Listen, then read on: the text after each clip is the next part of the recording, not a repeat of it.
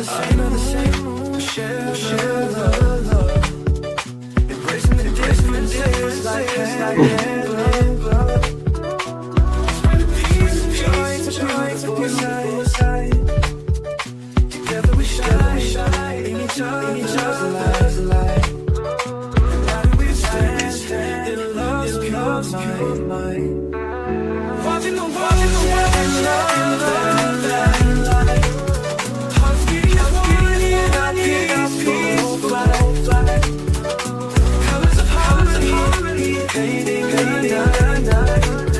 United we stand in love's pure mind.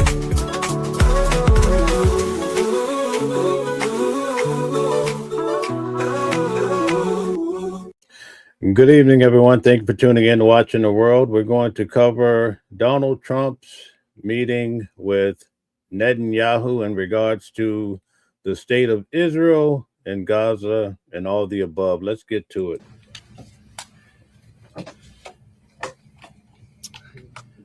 People could come in. Come on over, fellas. We had a big meeting with a lot of people, a lot of talent from Israel and from the U.S., and I think we came to a lot of conclusion and conclusions. And there's very little difference in what we're looking at and where we want to be, where we want to go. And so I just want to thank you for spending time. I know you're going to be over here for a couple of days, and maybe we'll be surprising us on New Year's Eve. That'll be fine. Oh, thank you. And it's wonderful seeing you and Sarah and your whole group. Very talented group. We've done very good work together, and it'll continue. So thank you very much, baby. Thank you. Thank you very much. Thank you, Mr. President. Thank you. I have to say that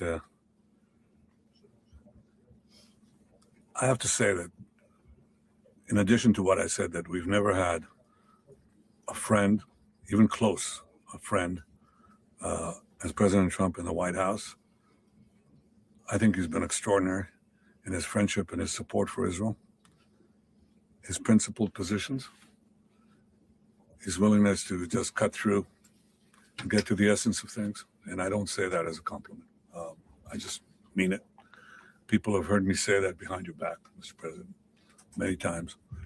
But I want to say something else. I think we have a partnership, if I can quote you, second to none. I think it's allowed us to do enormous things. You know, people said there was a different conception at one time, which means that America can advance its interest in the Middle East if it opens a lot of daylight between it and Israel. And President Trump has done the exact opposite. He's achieved remarkable things in the Middle East because we work together. We talk about our ideas. Sometimes we have different ideas, but we work it out. And most of the time we see eye to eye. But it's been a remarkable experience, and this was a very, very productive meeting. And may I say, a very good lunch. Thank you. Thank you for your friendship. Thank you very much, baby. And thank you for your support. It's meant from the heart. Thank you. You know, as I said outside, he's been a wartime prime minister, and we were, well, I guess I could say I was a wartime president in more places than just Israel, if you think about it. But Israel was a big factor, and we're with you, and we'll continue to be with you. And a lot of good things are happening in the Middle East. We have peace in the Middle East, and we're going to try and keep it that way. I think we will be very successful in keeping it that way. And you've been a great friend, and I've been a great friend to you and to Israel. It's been my honor. And the award that I was given was really surprising and very much appreciated. Well, President Trump has broken so many conventions to the surprise of people, and then they figure out, oh, well, maybe, he was right after all. So we decided to break a convention too, or create a new one, and that is to award the Israel Prize, which in almost our 80 years, we've never awarded it to a non-Israeli, and we're going to award it this year to President Trump. This was announced formally over lunch by our Minister of Education, who's responsible for the Israel Prize.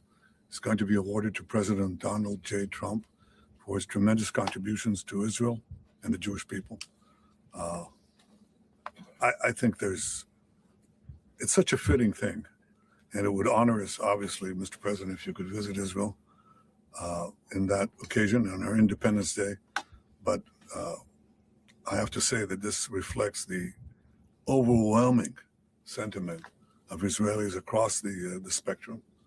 They appreciate what you've done to help Israel and to help our common battle against the terrorists and those who would destroy our civilization. So, again, that's an expression of thanks and appreciation. Thank you, baby, very much. That really is a great honor. Any questions, please? We'll go pretty quickly because pretty much we agree on most of the things, and you would know what most of those things are. Please go ahead. Thank you, Mr. President. I'd like to know if you and the Prime Minister talked about having Israel pull back its troops before Hamas fully disarms. I know that's been an issue. Did you push for that today? Well, we talked about Hamas and we talked about disarmament, and they're going to be given a very short period of time to disarm, and we'll see how that works out. Steve Witkoff and Jared Kushner will be in charge of that from our side, but if they don't disarm as they agreed to do, they agreed to it, and then they'll be held to pay for them. And we don't want that. We're not looking for that. But they have to disarm within a fairly short period of time. Is Israel withdrawing its forces? Well, that's a separate subject. We'll talk about that. Mr. President, Yes. Mr. President, do you have a message for the Prime Minister about the West Bank? And are you at all concerned that Israeli settler violence, could be undermining the peace plan? Well, we have had a big discussion for a long time on the West Bank. And I wouldn't say we agree on the West Bank 100%, but we will come to a conclusion on the West Bank. If I could ask, what is the disagreement? Well, I don't want to do that. It'll be announced at an appropriate time. But he will do the right thing. I know that. I know him very well. He will do the right thing. Yes. There is a growing fear of a confrontation between Israel and Turkey. How are you going to ease this tension given the fact that President Erdogan calls Mr. Netanyahu Hitler and compares Israel to the Nazis? Well, I know President Erdogan very well. And as you all know, he's a very good friend of mine. And I believe that, and I do respect him, and Bibi respects him. And they're not going to have a problem. They're not going to have a problem. I know him very well. And you've seen me do things with President Erdogan and Turkey that nobody else could have done. We're not going to have a problem. He's done a fantastic job. I'm with him all the way. I'm with Bibi all the way. Nothing's going to happen. Yes. Mr. President, are you concerned that Israel is not moving quickly enough to phase 2 of the peace plan? Well, I'm not concerned about anything that Israel's doing. I'm concerned about what other people are doing or maybe aren't doing. But I'm not concerned. They've lived up to the plan. They're strong. They're solid. And sometimes they don't understand when somebody violates something that you want to give them a second chance. Well, we'll give them a couple of second chances. But no, Israel's lived up to the plan 100%. Don't forget, we made the plan possible by taking out Iran.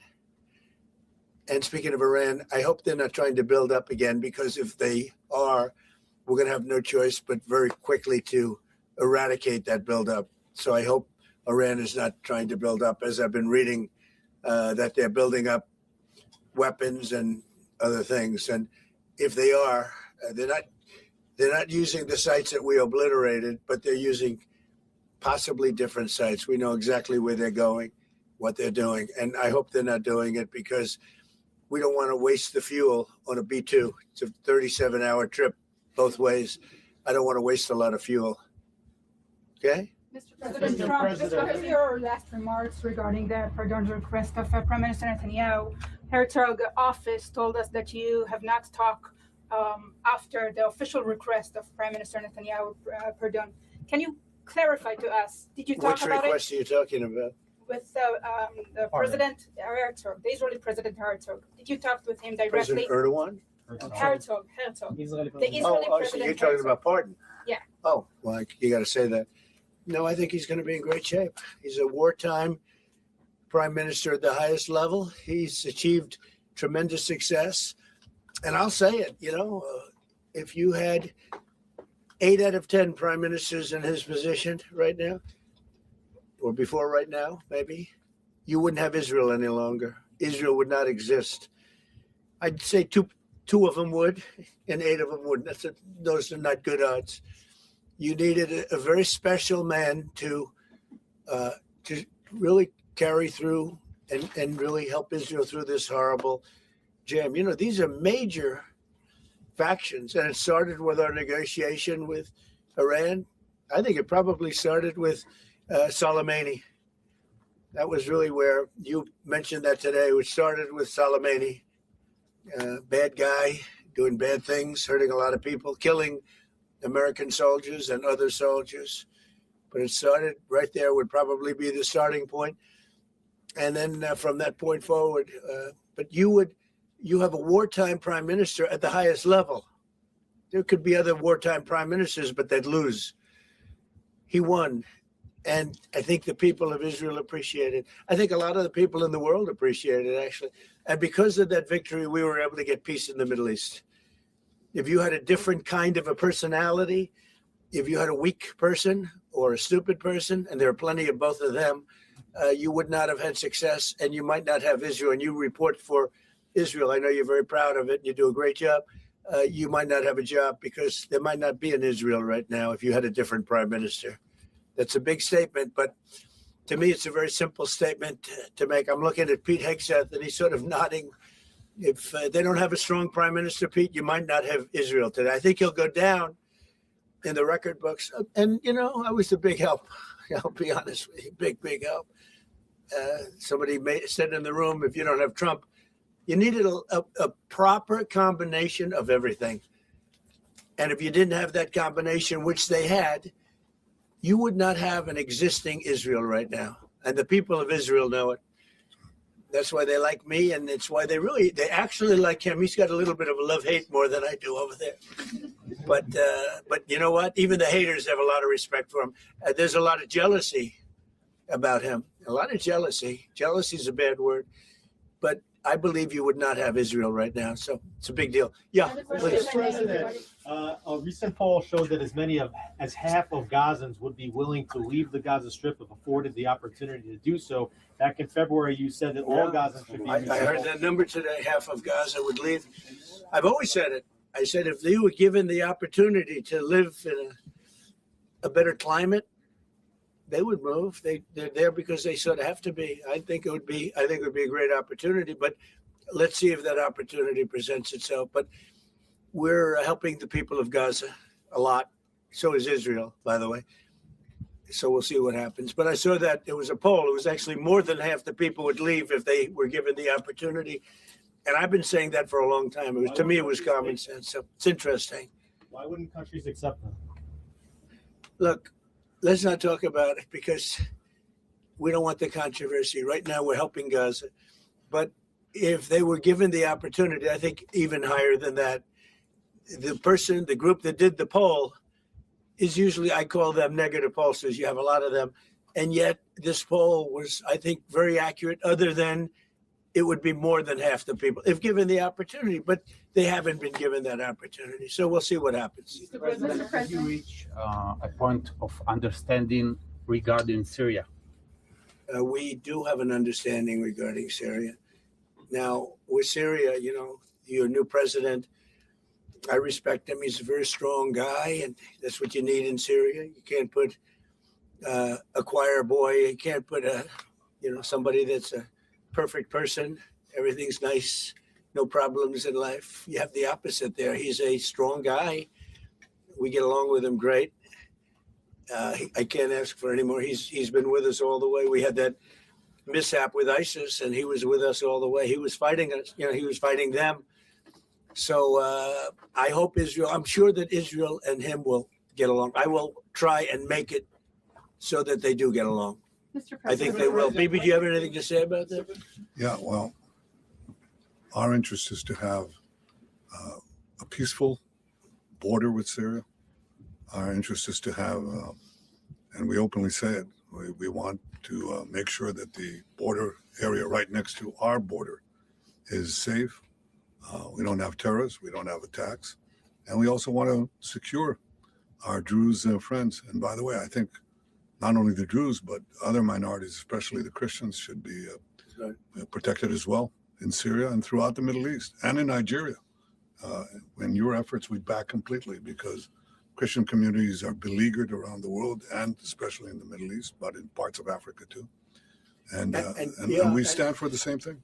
And don't forget, it was President Erdogan that helped very much get rid of a very bad ruler of Syria. That was President Erdogan. And he never wanted the credit for it, but he really gets a lot of credit. Bibi agrees with that. I agree with, I mean, I know it. And President Erdogan should get a lot of good credit for what he did. He got rid of some very bad people. And, you know, they've been wanting to do that for 1,000 years with different names, but for 1,000 years in Syria. President Erdogan did it. And we give him a lot of credit. I give him a lot of credit. But I think it's going to work out well between Syria and Israel. Mr. President, Yeah, go ahead, please. The Lebanese government, so what we saw, is not meeting the terms of the ceasefire agreement, has failed to disarm Hezbollah, actually. In your view, should Israel strike the terrorist organization again? Well, we're going to see about that. We'll see about it. The Lebanese government is at a little bit of a disadvantage, if you think of it, with Hezbollah. But Hezbollah has been behaving badly, so we'll see what happens. Mr. President, on China. How close are we to another operation of Israel in Iran? You said before the meeting with Netanyahu that you are in support of Israel if the ballistic missile project will take on and also the nuclear weapon. But after the meeting, after what you know from the intelligence, how close are we to another war with Iran? Well, I don't want to say that, but Iran may be behaving badly. It hasn't been confirmed. But if it's confirmed, look, they know the consequences. You know, consequences will be very powerful, maybe more powerful than the last time. Yeah. Do you have evidence that And Iran should have made a deal the last time. I gave them the option. I said, you can make a deal. Do it. I told them, do it. And they didn't believe me. Now they believe me. Do you have evidence that Iran is behaving badly, and what do you mean by that? This is just what we hear. But usually, where there's smoke, there's fire. Have you heard the expression? But what do you mean related to the nuclear capabilities? Well, no, I'm hearing that they're not nuclear yet, but maybe nuclear too. The sites were obliterated, but they're looking at other sites. That's what I've heard. They're looking. So it'll take a long time. They're not going to go back to where they were, but they have other places they can go. And if they're doing that, they're making a big mistake. Yeah, please. There's no reason for them to do it.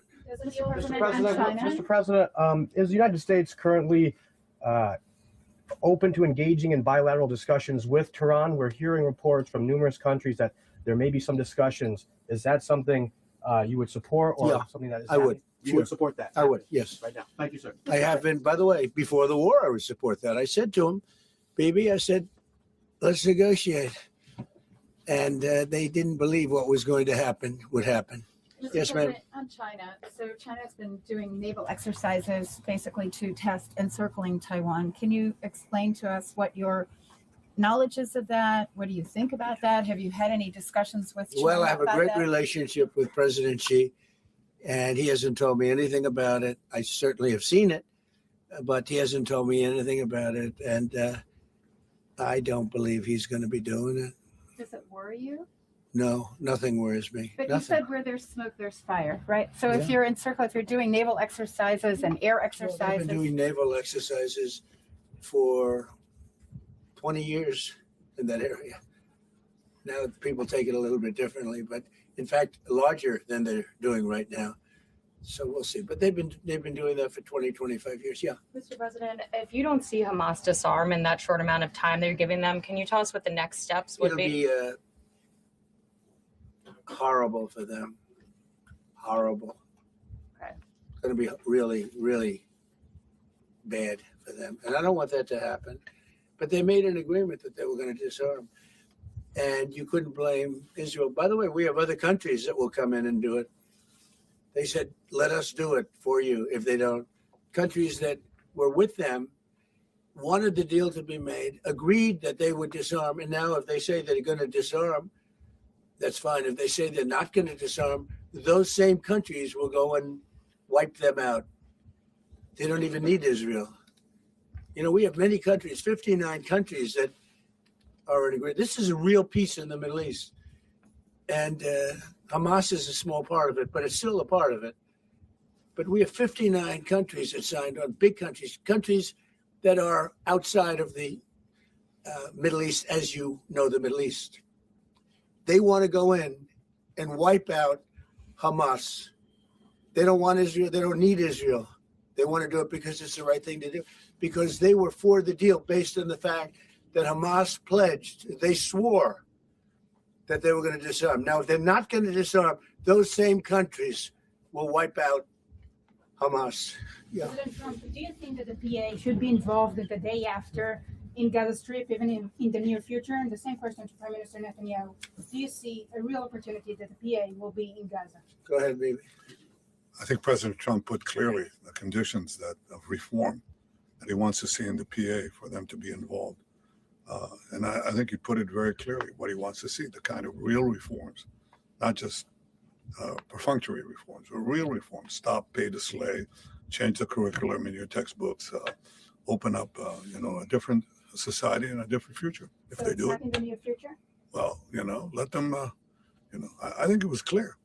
He put Pretty clear. He put guidelines that were, by the way, in the Trump plan of 2020, and they were put then in the 20 points, and it's up to them. Remember this, if we didn't do what we did to Iran, just to make the subject just slightly different, you wouldn't have peace in the Middle East. You wouldn't have a deal signed in the Middle East. You wouldn't have a deal. Because other Arab nations, which are great people. I know them very well. I know them. They're great people. They wouldn't be able to have agreed to peace in the Middle East because you would have had a dark cloud hanging over everything. It wouldn't have been possible. So Iran has been greatly reduced in power, prestige. I don't want to use the word humiliation because, they're trying to build up again. But we can't let them build up because if they build up, there can't be peace in the Middle East. It was a mistake. When they wiped out Iraq and Iran were about the same power. And they fought each other with different names for 1,000 years. And then our country came out and blew up one of those two countries, namely Iraq. And all of a sudden, Iran had the whole Middle East all to itself. But that's not true anymore. That's not true anymore. Can you tell us something about your Say plan? it. Tell us something about your plan to expand Abraham Accords. If you can tell us something about your plan to expand Abraham Accords. Well, the Abraham Accords are great. There's a great achievement of Jared and everybody. It was one of the great achievements. They'll be expanded. Countries are already talking about expanding it, and they'll be expanded fairly quickly. Yeah, please. What about Saudi Arabia? Is it still on the table? The normalization. Saudi Arabia is great. We have a great leader and a friend of mine and a friend of a lot of people. Also an enemy of some people, but those people aren't doing so well. No, Saudi Arabia has been very good as far as I'm concerned. They've done everything that we can ask for. But normalization with Israel is on the They're table? getting along great with Israel. They will.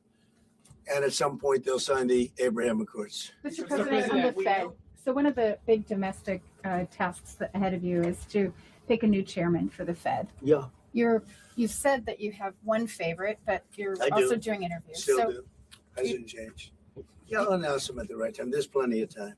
are you, is But there in a the new meantime, we're doing numbers that nobody's ever seen. We have $18 trillion coming in. We had a 4.3% GDP. They thought it was going to be 2%. And that's despite the Democrat shutdown. Had the shutdown not occurred, we would have had an extra 1.25. Think of that. We are doing, and also despite the fact that we have a fool at the Federal Reserve. I mean, Biden reappointed him. It's too bad. You would have thought he wouldn't have done that. But he's an absolute fool who's building a new Federal Reserve, or he's doing a renovation of a building. Maybe he's up to $4.1 billion to do a renovation of a few very small buildings.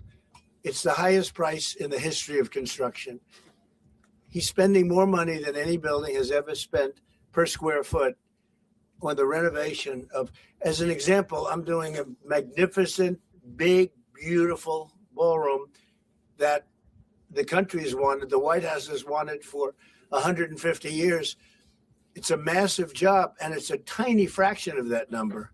And we're under budget and ahead of schedule. Now it's bigger than I told you. After realizing we're going to do the inauguration in that building, it's got all bulletproof glass. It's got all drone, they call it drone-free roof. So drones won't touch it. It's a big, beautiful, safe building. But it's a big project for a tiny fraction of that. We're under budget and ahead of schedule. And they've wanted it for 150 years. Think of it, the Federal Reserve building, 2 buildings there, they don't know what they're doing. They're way over budget. I mean, almost, this was built during the Biden administration. And I rode by it the other day, and it's headed by the head of the Federal Reserve. Too late, too late, Powell. Too late because he's always too late with interest rates, except before the election, he was too early because that would have helped. That was supposed to help get her elected. It had no impact. We won all 7 swing states. So what do you But think of, but no. We're thinking about bringing a suit against Powell for incompetence. Because think of it, these aren't outstanding buildings. These are small buildings. These are $4 billion more. It's going to end up costing more than $4 billion. $4 billion. It's the highest price of construction. Again, Democrats, highest price of construction per square foot in the history of the world. There's never been. Gorgeous monuments are built for a much smaller price. So we're thinking about bringing a gross incompetence, what's called gross incompetence lawsuit. It's gross incompetence against Powell. And it was his baby. And the guy's just incompetent. I mean, there's nothing you can do about it. He's just a very incompetent man, but we're going to probably bring a lawsuit against him. Thank you all very much. I appreciate it. Bibi, congratulations. Mr. President, when do you expect Okay, very good. Thank you guys for tuning in. 8 o'clock tonight, we have a show. Come back and check us out. We have interview with Big Homie CC tonight at 8 p.m. You definitely will love it. A lot of people are saying already that this interview or this press conference with Netanyahu, that Donald Trump was licking his boots. I didn't see that. I think that's the crazy media trying to slant this. Although I do think that there's a close connection there. I do not see the president bowing, although I understand the people that feel that way, but we have to be completely honest, guys. So thank you for tuning in. Also, tune in every day for News at Noon. Today we had 75,000 people. Thank you so much for the continued support, liking, sharing, subscribe to the channel, turn on your notifications. We have some great interviews coming. I even have some work coming where you're going to be able to hear from Epstein's brother. So a lot of great things coming down the pipeline so you can come to your own realization about the truth. Now we have a lot of Republicans and Democrats here. We invite everyone, but we ask that you please have a meeting of the minds, no name calling, definitely no violence. We try to appeal to intellect and not to violence, folks. It's never needed. Thank you guys so much. I'm going to breeze through a few of the comments before we check out. We're back tonight at 8 o'clock for a special interview with Big Homie CC, who was the bodyguard for people like Sean Diddy Combs and high-profile celebrities. You're going to love it. Gene says, and MAGA pretends he's Jesus. Guess which view is closer to reality? Thank you, Gene, for supporting the channel. John has been saying a lot of great things. John, welcome. I hope you keep coming back. I hope you join the team here. He says 22 resolutions written in the great big beautiful bill are benefiting Israel. 0 written are benefiting the American people. Okay. All right. Thank you for your comment, John. We look forward to seeing more from you. All right. We have Michael says, well, I say that Stump keeps building up those illegal war crimes. Stump, very soon you will be in jail, looking out, screaming, it's Biden fault. Okay. not happy with Donald Trump. I understand. John says Gene says it disgusts me to watch him. Wow, you feel that way about the president? Okay. Carpe Dean is always here, always supporting the channel, says exactly what the American people needed: a ballroom, a name change on the Kennedy Center, 40 billion to Argentina. Not too happy with Donald Trump. Thank you for your comment, Carpe Dean. John says 109 countries. Okay, very good. Gene says all vanity and ego. All right, is that all you saw during this interaction? Okay, C. Grim, I guess, says America is based on lies and bullying is a top factor of Americans' way, and a lot of Americans doesn't want to be American anymore, and that's sad. This is a powerful country that can do much better. Okay, a lot of great comments coming through, guys. Thank you for the support. Thank you. If you support Donald Trump, put a 1 in the chat. If you don't, if you think he's the worst president or whatever, put a 2. Let's see the pulse of the chat today. Tell me what you think. You support the president, put a 1 in the chat.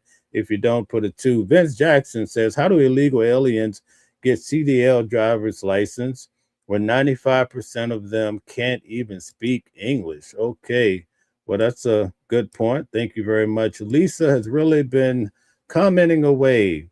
Lisa says, fixing history. Thank you, Lisa. Michael says, the only time we will ever think about history, it will be in our textbooks, kids learning what not to do if you ever become a president. Wow, you think the president is doing such a bad job. Julian, welcome back. MAGA, make Argentina great again. All right, so you think it's all about Argentina, not everybody's caught up, I think, with the big 40 that Donald Trump is pledged to Argentina. All right, Michael says another form of MAGA dummies. Okay, all right, not happy with MAGA. Okay, so it looks like, wow, most of the audience today does not like Donald Trump. It's usually the other way around. John says Project 2025, Iran, Jordan, Egypt, all in the hot seat too. Okay, thank you. We're going to take a few more comments before we check out. Jacksonville says Tim Walz is cooked, and Minnesota Senator Omar deport both of them to Somalia. I do not think they would want that. Okay, Julian says Cato Institute is right twice a day like a broken clock. Nailed this one. Thank you very much. Okay. Anthony says we are here. Okay, not quite understanding that, but thank you for your comment anyway. Joe says Trump is 100% garbage. Would you believe that? Wow. Okay, Michael says, sir, if you like Mr. Stump, I'm embarrassed for you. Okay, all right, very good. So thank you guys for tuning in today. We had a lot of comments. We had a lot of people tune back in at 8 o'clock tonight as we interview Big Homie CC. And also we'll see you tomorrow at noon for news at noon as well. Every day we cover the hot topics at lunch. Right now we cover so many different cases. I was covering Sean Diddy Combs' case. I also attended Donald Trump's trial here in New York, where he received 34 felonies. Recently, I attended the hearing for Luigi Mangione. I'm about to fly out to Utah to cover the case in regards to Charlie Kirk, Tyler Robertson. So look out for these cases, especially if you want to know the facts about what's being said. Peter says, Israel first. Okay, Sandy, welcome in. Nice to have you. Sandy says, President Trump, the greatest. All right, okay. We have John Stevenson back with us. John, nice to have you. Walt to say he didn't know it was bullshit. Okay, all right. You think he knew all about it? A lot of people feel that way.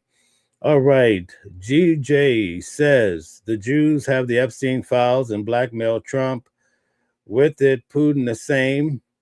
Look, the Epstein files. Epstein traveled to Russia. Okay. All right. There may be some truth there. We'll keep looking for the truth. All right. Julian says currency swap of dollars for their currency undergoing hyperinflation is a bad deal for the U.S. Thanks for the show. Glad to do it and nice to have you here. Thanks for your continued support and you keep coming back. Well, that's a good sign that we're putting out the truth. Michael says, Stomp and Putin are but, oh my God, we can't say that here on YouTube. Floris says, Israel last. Okay, so we have some pushback on that. And you love hyperinflation. Okay, guys, so long to you all. We'll see you back at 8 p.m. tonight for the big show. Definitely, we're going to have some good points and we're going to cover some hot subjects. But until then, be well and let's keep seeking the truth. We thank you. Different voices, but the same song. Living a world where we all belong. Kindness leading the way, breaking the chains. In the symphony of love, the theme remains. Embracing diversity, brighter days in sight. Watching the world sharing love and light. Hearts beating as one in our peaceful flight. Colors of harmony, painting the night.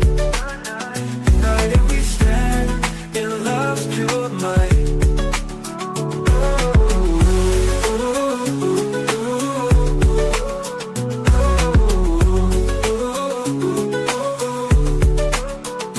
Watching the world sharing love and light.